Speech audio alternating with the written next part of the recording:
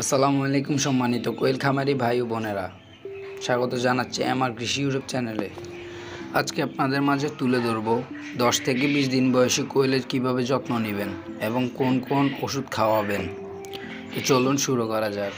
প্রথম থেকে বলে রাখাই ভালো যে আমি কোয়েলের বাচ্চাগুলোকে প্রথম দিন থেকেই ব্রয়লার স্টার্টার খাওয়াচ্ছি, যেহেতু প্রথম 10 দিন কোয়েল খাদ্য একটু কমই গ্রহণ করে এবং পরবর্তী 10 থেকে 20 দিনের মধ্যে খাদ্যের পরিমাণ একটু বাড়াতে হয়। এই সময় কোয়েল অধিক খাদ্য গ্রহণ করে এবং খুব দ্রুতই বাড়তে থাকে।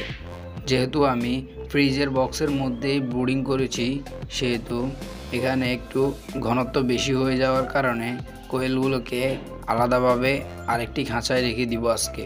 তো এর জন্য সকল কোয়েলগুলোকে খাঁচায় ভর্তি করে অন্য খাঁচায় রাখার জন্য নিয়ে যাওয়া হচ্ছে।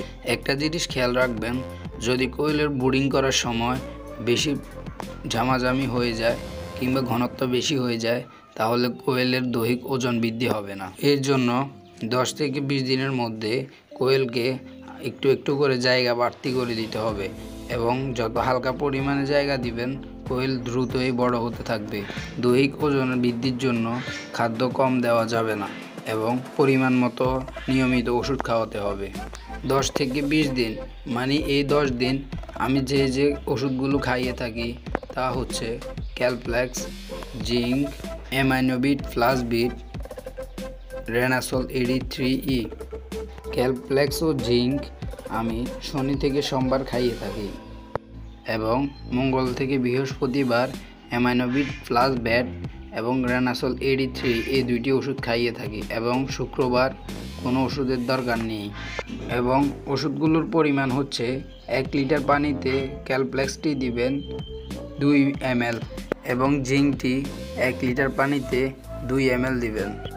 অ্যামাইনোবিট প্লাস ভ্যাট এটি দিবেন 3 লিটার পানিতে 1 ml এবং রেনাসল AD3E এই ওষুধটি 3 থেকে 4 লিটার পানিতে 1 ml খাওয়াবেন।